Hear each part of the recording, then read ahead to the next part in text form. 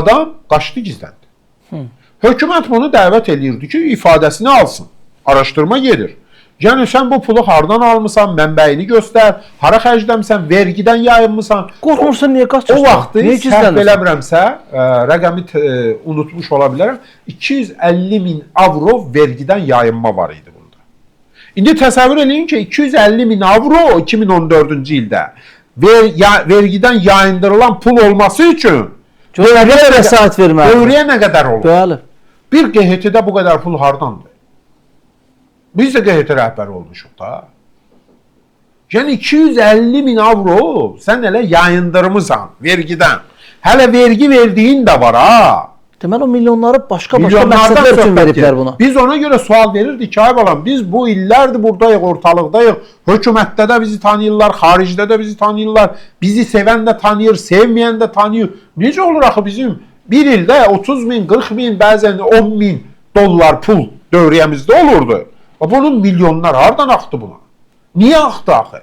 O sualın cavabını birazdan verəcəm. Niyə axı? Yəni sözüm ondadır ki, hökumət bunu məsuliyyətə cəlb eləmək istədi. Çağırdılar ki, gəl ifadə ver. Bu adam normalda nə etməli idi? Getməli idi, deməli idi ki, buyurun, suallarınıza cavab verəcəm. Amma nə etdi? Qaçdı, gizləndi. Bu əvvəlcə 2014-cü ilin avqust ayı olmalıdır. Ya iyul, ya avqust. Getdi Amerika Birləşmiş Ştatları səfirliyində gizlənmək istədi. Orada da səfir yox idi. Richard Morningstar'ın dövrü idi. Səhv eləmirəmsə.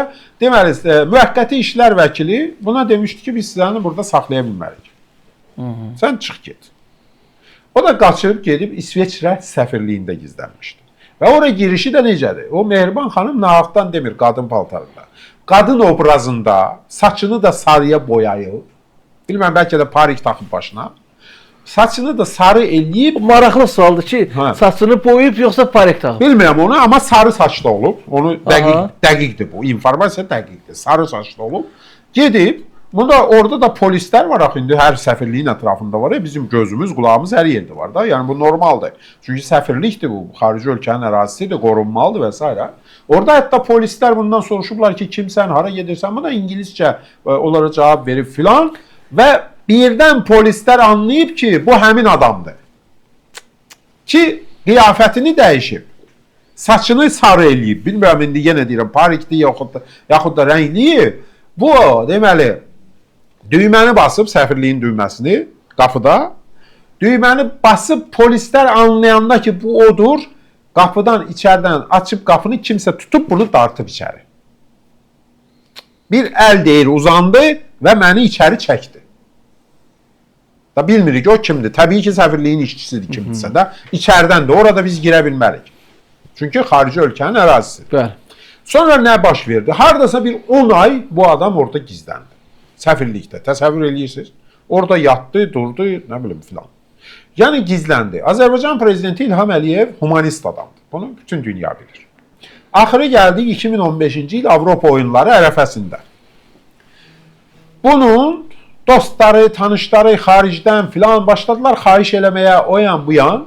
İsveçrənin Xarici İşlər Nazirliyindən Peter Burkhardt vardı.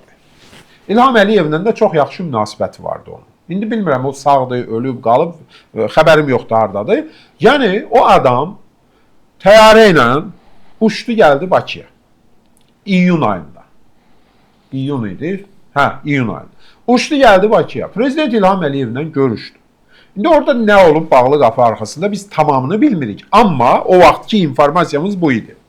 Burkhardt İlham Əliyevdən xahiş eləmişdi ki, bu adamı bizə təhvil ver. Yəni səfirlikdə gizlənir, biz onu götürüb aparırıq özümüzdən. Və bununla da məsələ qapansın. Və biz onun yerinə o vergi borcunu ödəyirik. Maraqlıdır, deyil mi?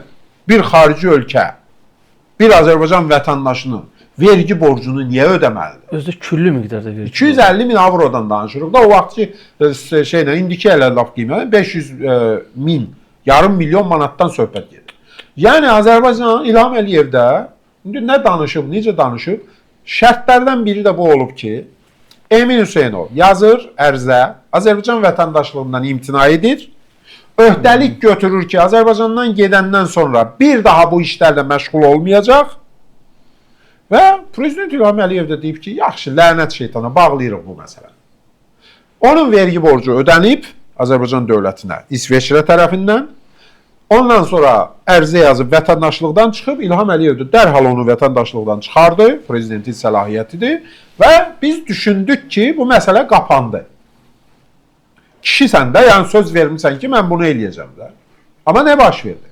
Avropa oyunları gedən günlərdə bir də açdıq ki, CNN kanalında Christian Amanpour var, məşhur aparıcı. Bir də gördük ki, bu Christian Amanpour'la telefonla canlı efirdədir. Anti-Azərbaycan kampaniyası aparır. Yəni vicdansızcasına. Səni axı satın aldılar da, pulunu verib aldılar səni. Onda bunların Azərbaycanlı olmaması ilə bağlı fikirlər ki, gələcək yox. Onda həqiqət gələcək da. Çünki bir Azərbaycanlı öz ölkəsində necə belə düşmən kəsilə bilir? Baxın, bu yəni söz verib, ərzə, o da cəhənnəm. Sonraki illərdə bu neynədir? Azərbaycanı məhkəməyə verdi ki, məni qanunsuz olaraq vətəndaşlıqdan çıxardı. Ərizə yazıb özü vətəndaşlıqdan çıxır.